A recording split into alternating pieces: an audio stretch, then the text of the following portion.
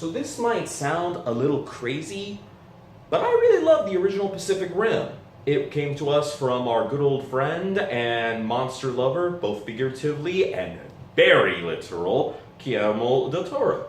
It was a really fun throwback to the old kaiju movies and various different giant robot various animes and films from back in the day that I'm sure Del Toro consumed when he was a teenager. And on top of that, I really did think that it had some interesting themes to say about globalization, unity among nations, and relationships between various different individuals. While that might sound like I'm reaching, it's not at all, considering the fact that the film pretty much lays it bare for all the world to see, which is why I personally had such a strong attachment to it. Now we have a sequel courtesy of various Chinese investors, since the film, very much like the Transformers films, did very well overseas compared to a very lackluster performance in America back in 2013. So now we have John Boyega in the seat of the lead and replacing many of the original stars, and only bringing back just 3 cast members that now are relegated to more supporting roles, and also replacing Guillermo del Toro as director with Steven S. Knight, who you might remember from the various Spartacus TV shows on Starz. How did it go? Well, stop me if you heard this one before. Humanity is rebuilding itself from a massive alien invasion when a new generation of pilots must band together in order to combat the alien menace once more with the help of some new Chinese firepower. No, that doesn't ring any bells? Well, it might if you had seen Independence Day Resurgence, which, given the box office returns of that film, I would understand if you didn't catch it, because it was god-awful and it was pretty boring as shit.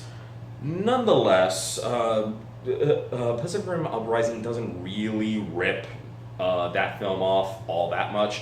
No, it decides to also rip the Great Wall off while it was at it. And if you remember Matt Damon's little foray to China, that was all about a arrogant American, or rather Westerner, falling in love with the Chinese ideals of brotherhood and unity in order to combat a massive threat from beyond the stars. And that's a character arc that's experienced by our main protagonist in Jake Pentecost, played by John Boyega. Boyega plays Idris Elba's character's son from the last movie, and just a little brief reminder, Idris Elba's character was called Stacker Pentecost. He names his son Jake. Stacker Pentecost, Jake. Gotta say, man, that was a really big letdown when it comes to the naming department, especially for 2 12-year-old boys, but I digress.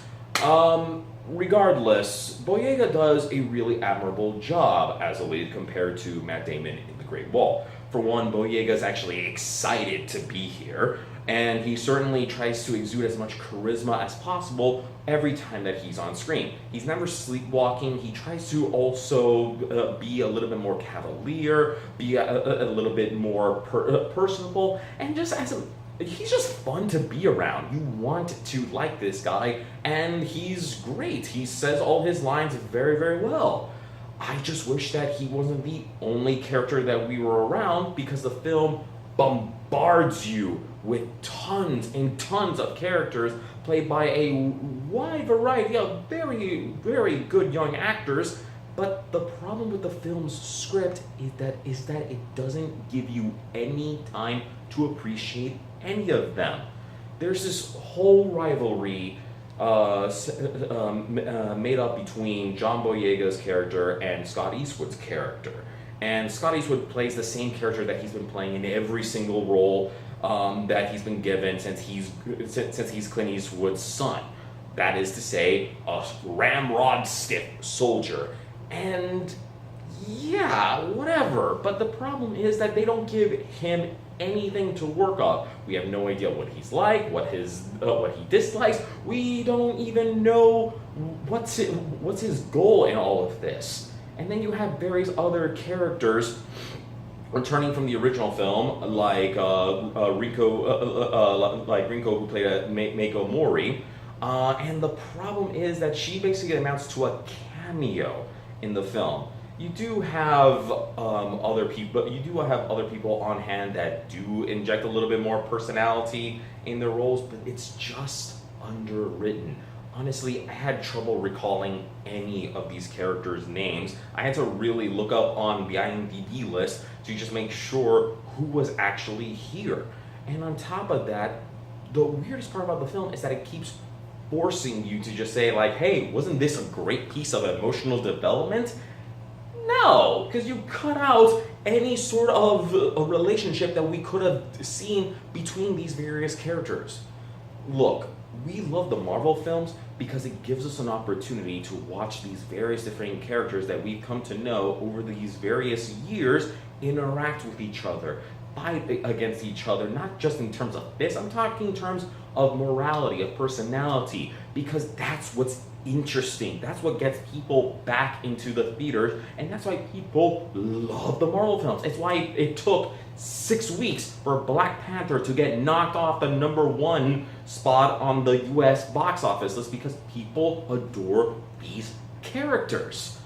And Pacific Rim Uprising at least pretends to have some really interesting characters for you to give a damn about, but the movie just moves along too damn quickly that you don't have any opportunity to even embrace any of them.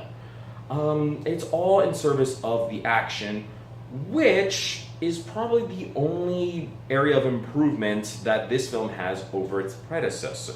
See, the first Pacific Rim mostly took place at night in the pouring rain, which was mostly done to alleviate any concerns considering how good some CGI looked. Here, for this sequel, you have a ton more for the budget in the CGI department, so it all looks great when it takes place in bright, sunny daylight with nary a cloud in the sky, and yeah, you get giant monsters fighting giant robots, and I have to admit, it looks pretty cool. On screen, the action is crisp, it's very clear, I understood what was going on, you didn't have the Transformers problem of having garbage fighting garbage, and you couldn't tell what was who was what.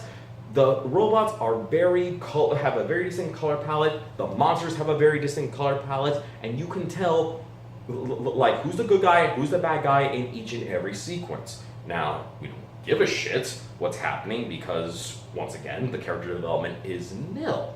But at the very least, you're getting treated to some cool looking action sequences. And if that's all you're in here for, sure. Then I think you would have a pretty decent time at the theaters. Me, I was a little bit let down because I was really invested into the world that this film wanted to set up, and that the first film really clearly established. And I'm not gonna lie, the first few minutes of this film really do try to build some sort of world. It tries to add some life and some character and a genuine sense of heart, but unfortunately it's really bogged down by this script that just wants to get to the action as soon as possible. And without wishing to spoil, there's an ending that, okay, it just brought back memories of Resurgence. It's basically that whole big gotcha moment at the very end that makes me say, no.